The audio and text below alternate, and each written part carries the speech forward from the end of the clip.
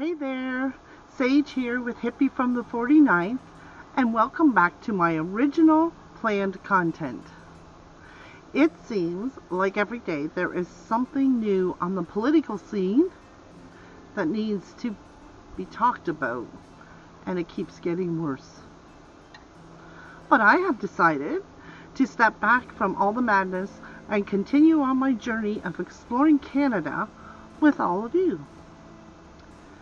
I will warn you, I only have one tongue, and that is English. I will apologize in advance if I mess up the pronunciation of some words. So come on, my fellow nomads. Let's jump in the virtual hippie bus and travel back in time and look at the history of Newfoundland and Labrador. Let's go.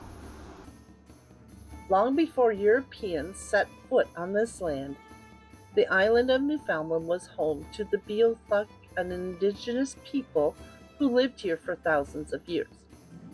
Now I'm going to pause for a moment and step outside of political correctness, not to dismiss it, but to explain how many of us were taught history when we were growing up.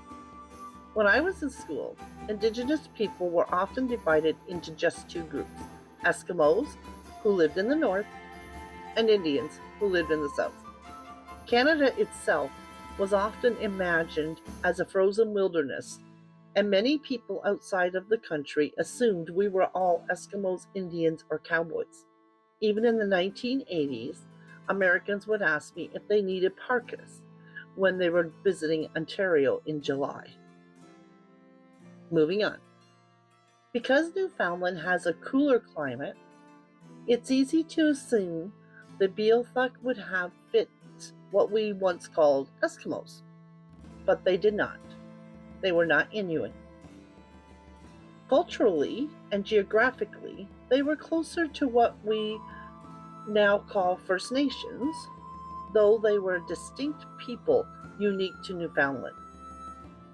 The Beothuk lived mainly along the coastlines, moving with the seasons and living in close relationship to the land. They were skilled hunters and fishermen, living within small, organized communities. In winter, they lived in shelters called Pics, low, rounded structures somewhat similar in shape to an igloo, but very different in construction. Pics were often partially dug into the ground, framed with wood, and covered with bark, sod, and animal hides for insulation. They made tools from stone, bone, and wood. Their clothing was crafted from hides and fur, often decorated with beads and carvings made of bone, wood, and shell. One thing that made the Beothuk stand out was their use of red ochre, a mixture of iron oxide gathered from the land and mixed with grease. They used it to cover their tools, clothing, dwellings, and to paint their bodies. This practice led Europeans to refer to them using a term we no longer use today, redskins, which appears in historical records. Why they used red ochre is not entirely clear. Newfoundland is rich in iron and red soil, and the ochre may have served practical purposes such as protecting hides or skin, or held spiritual or symbolic meaning. When European fishermen began arriving, the Beothuk avoided contact. As permanent settlements grew along the coast, the Beothuk were pushed inland, losing access to critical food sources. This displacement led to starvation, exposure to diseases they had no immunity to, and ongoing conflict and misunderstanding. Over time, these pressures led to the extinction of the Beothuk as a distinct people. The last known Beothuk was a woman named Shanan Dethit. She died in St. John's in 1829. The Beothuk were Newfoundland's first people. Their story is one of resilience, loss, and a warning, one that still deserves to be remembered. While the Beothuk lived on the island of Newfoundland, the mainland of Labrador has long been home to two distinct indigenous peoples, the Innu and the Inuit. Their histories, cultures, and relationships to the land were very different from one another and deeply affected by European contact. Now, going back to when I was in school, we would have seen these people as Eskimos. The Innu were First Nations people whose traditional territory spans interior Labrador and parts of Quebec. They lived inland, following seasonal migration routes, as they were traditionally nomadic caribou hunters. They traveled by canoe in summer and snowshoes in winter, and they lived in tents and shelters made from hides and poles. Their culture was centered on deep spiritual connection to the land, respect for animals, especially caribou, oral traditions, and communal living. European contact, followed by forced settlement, disrupted their way of life. In the 20th century, the Innu experienced forced relocation, loss of traditional lands, severe poverty, and trauma from residential schools. Much of this happened, shockingly, recently, within living memory. The Inuit lived along the northern and coastal regions of Labrador, closely tied to the sea and Arctic environment. They are skilled in the sea ice travel with kayaks, yumaaks, dog teams, which makes them expert hunters of seals, fish, and whales. They lived in sod houses and seasonal shelters as their culture was adapted to extreme cold, long winters, and life along the coast and sea ice. Inuit communities in Labrador are culturally connected to Inuit in Greenland and the Arctic, not to the Beothuk or Innu. European contact brought disease, missionary control, loss of autonomy, and government resettlement programs that fractured communities. Both the Innu and Inuit survived, but at great cost. Their histories include cultural suppression, forced assimilation, displacement from ancestral lands, and intergenerational trauma. Unlike the Beothuk, they did not disappear, but survival itself came with deep scars. Their stories deserve far more than a footnote, and that's a conversation worth its own time. Please follow, as I will be doing a video on their story alone. And then, around 1000 AD, came a remarkable visit: the Vikings. The Norse explorer Leif Erikson and his crew sailed from Greenland and established a small settlement at L'Anse aux Meadows in northern Newfoundland.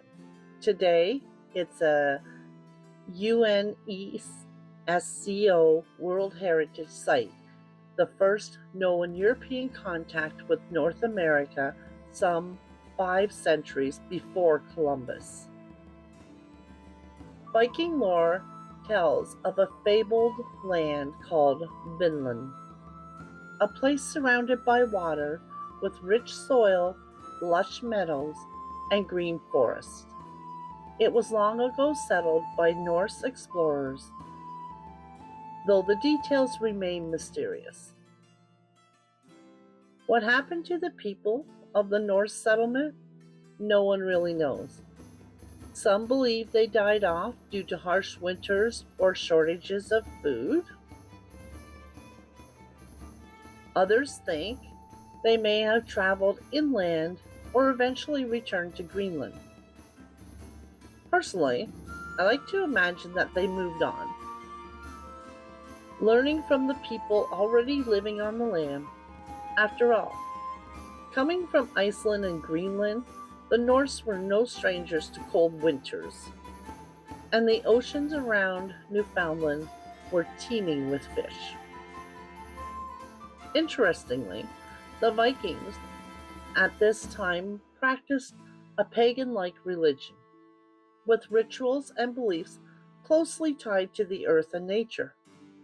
In some ways, this may have aligned with the spiritual connection to the land held by the indigenous people who already lived here. However, the Vikings were so large, loud, and unfamiliar, which could have created fear rather than friendship. It's possible that the native people avoided contact rather than forming partnerships, despite their shared reverence for the natural world. On a side note, Leif Erikson, or Leif the Lucky, was a Norse explorer whom, it is believed, was born in Iceland. His father, Eric the Red, founded the first Norse settlement in Greenland, where Leif was raised. After his father's death, Leif became Greenland's chieftain, followed by his son Thorkel. This was long before the industrial era changes we now call climate change. The north was still cold and challenging, but the sea ice and iceberg hazards were not as severe as they can be today. If you're still with me on this journey, please hit the like button and subscribe if you haven't already. It means so much, and it helps to build our channel so we can keep learning about our great land of the true North, strong and free. Also, please excuse my voice. I've had a sore throat for the last few days, and it keeps cracking up. Okay, moving forward. Exactly, let's fast forward to the late 1400s. Word of these rich fishing waters spread across Europe, and soon fleets were crossing the Atlantic. The Grand Banks, just off Newfoundland, were teeming with cod. So abundant, they said you could walk on their backs. This marked the start of centuries of fishing voyages and settlements. In the late 1400s to early 1500s, Portugal sent ships exploring Atlantic trade routes. They were the first Europeans to fish cod in Newfoundland waters off the Grand Banks. They They came when the waters were open spring to fall and didn't settle permanently.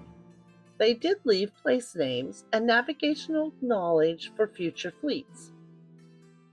In the early 1500s, Spanish ships arrived. They were also part of Atlantic exploration, and they were there to conduct cod fishing and whaling. They had limited presence, mostly seasonal fishing and mapping the coastline. However, they did help spread European knowledge of Newfoundland's resources. Also in the early 1500s, France sent explorers. They established settlements in Placentia Bay and surrounding areas. They built forts and small communities to protect their fisheries. These settlers introduced French culture and language, which survives today along the French shore. They stayed due to rich fishing waters, but eventually colonized, and fur trade and contributed to the development of the local trade networks. In the later 1500s, English ships arrived. They claimed much of the eastern Newfoundland shore, building forts, towns, and infrastructure. The English were focused on permanent settlement as well as the cod fishing. introducing English culture and language, which heavily influences Newfoundland today. This is where the conflict began. Both France and England wanted control of the rich fishing grounds off Newfoundland's coast, especially the Grand Banks. Fishing wasn't just food, it was big money for Europe. Cod oil, dried cod, and trade routes were extremely valuable. Strategic positions like Placentia Bay allowed control over shipping and trade. Throughout the 16th to 1700s, it was a game of tug-of-war. French and English both built forts along the coast to protect fisheries.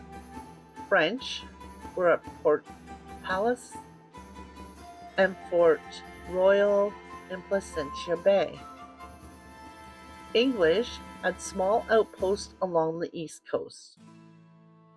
There were raids, skirmishes, and naval battles, but no large-scale land battles on the island like in Europe. Conflicts were punctuated by European treaties, often decided far from North America. The Treaty of Utrecht in 1713, in which England formally gained control of Newfoundland, France retained fishing rights along the French shore from Cape Bonavista to Point Riche. Despite treaties, tensions continued, especially at sea, with seasonal fishing disputes. Coastal settlements were shaped by defense needs, forts, lookout points, and fishing villages clustered around safe harbors. Indigenous people, the remaining Inuit, and Micmac, and later Beothuk survivors, were pushed inland or avoided contact with Europeans entirely. The constant tug-of-war influenced language, culture, and trade patterns. By the 1800s, Newfoundland was a busy colony. The cod fishing boomed, outports sprang up along every rocky inlet, and communities grew. In 1855, Newfoundland gained responsible government, meaning they ran their own affairs under the British Crown. But life wasn't easy. The fishing was unpredictable, and harsh winters tested the people's resilience. Still, their culture thrived. A mix of English, Irish, French, and Indigenous traditions, shaping the unique Newfoundland spirit we know today. When Canada was formed in 1867, Newfoundland chose to remain independent as a self-governing dominion of the British Empire. This meant Newfoundland controlled its own finances, taxes, and military contributions, even though it was aligned with Britain. During World War I, Newfoundland sent troops to fight, famously including the Royal Newfoundland Regiment, at battles like Gallipoli and the Somme. Participation was voluntary. Newfoundland financed its own military. Britain did not automatically pay for Dominion troops. Each Dominion was expected to fund its own contributions. Newfoundland borrowed money to pay for equipment and supplies for soldiers, transport across the Atlantic, support for families of servicemen. A surprising hero emerged from the Royal Newfoundland Regiment.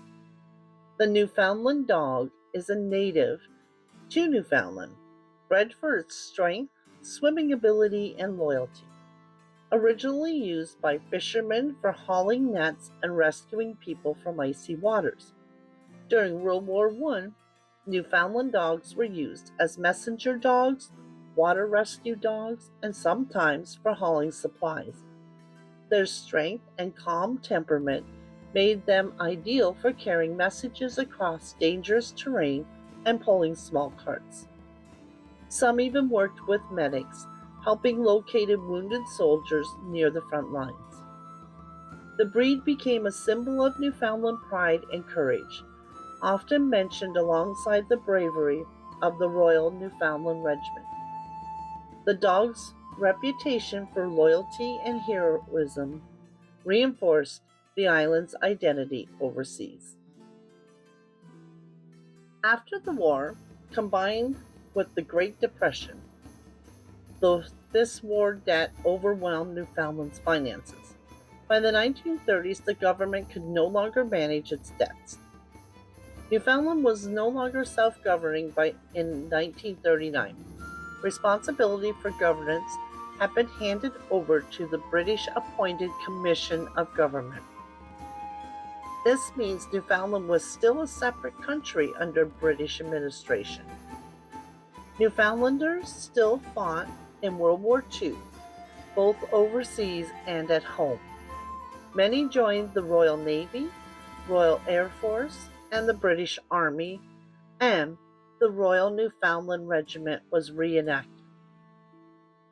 Soldiers fought in Europe, North Africa, and other theaters.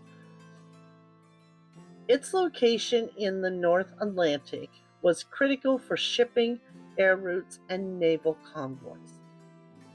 Britain and later the United States established military bases. Naval Station Argentia, U.S. Navy operated from 1941 to 1994, and Pepperell Air Force Base, United States Air Force, in St. John's operated from 1941 to 1961. These bases were set up under the 1940s Destroyers for Bases Agreement. The British bases later became Canadian bases.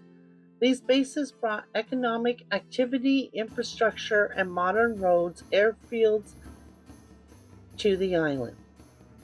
World War II boosted Newfoundland's economy and modernized infrastructure. Many historians argue that the war experience made joining Canada more appealing as it offered security, social services, and a stronger economy. By 1949, Newfoundland became Canada's 10th province, partly due to lessons learned during the war. It was a new chapter, but one that stirred deep feelings then and still does today. No, I haven't forgotten the other four-legged friend brought to us out of the great history from this area.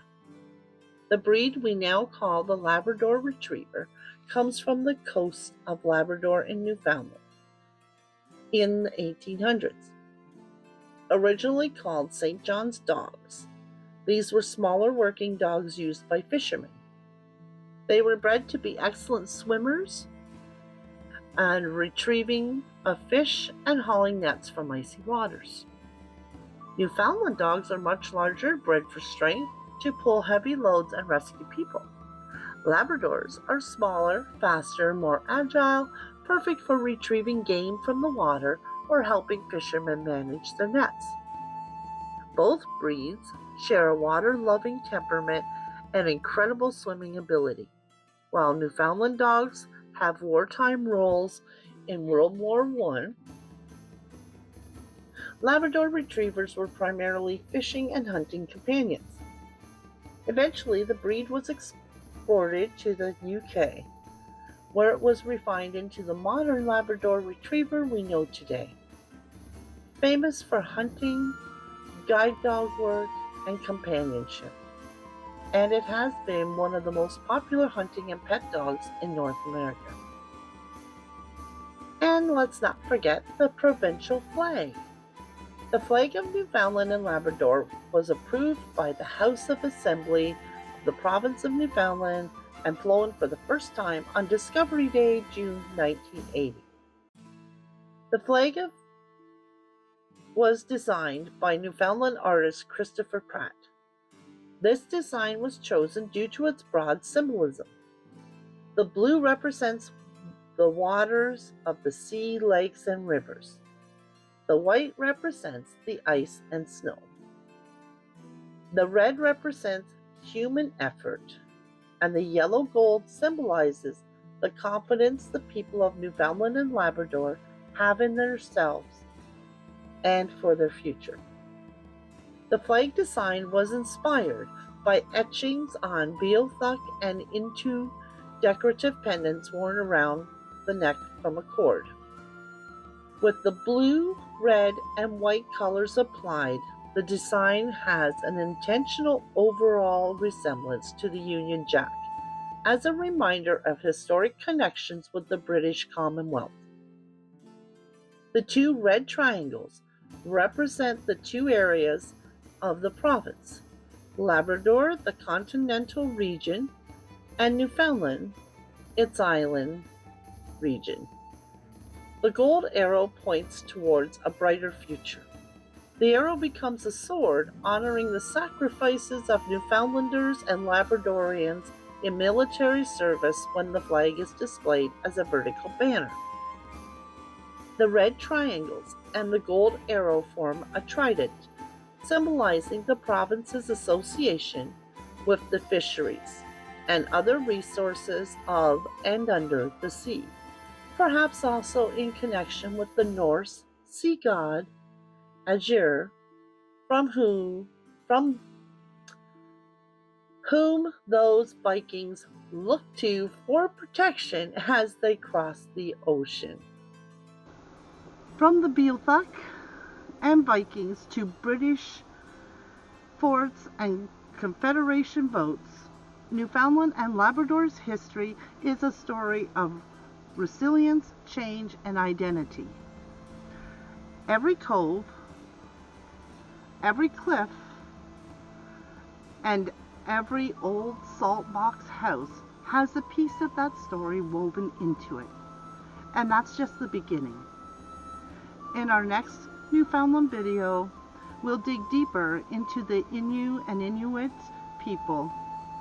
And don't forget to like and subscribe and join me on this journey. History is alive and well there on the rock. Until next time, take care, be kind, fly free. Peace and love you all.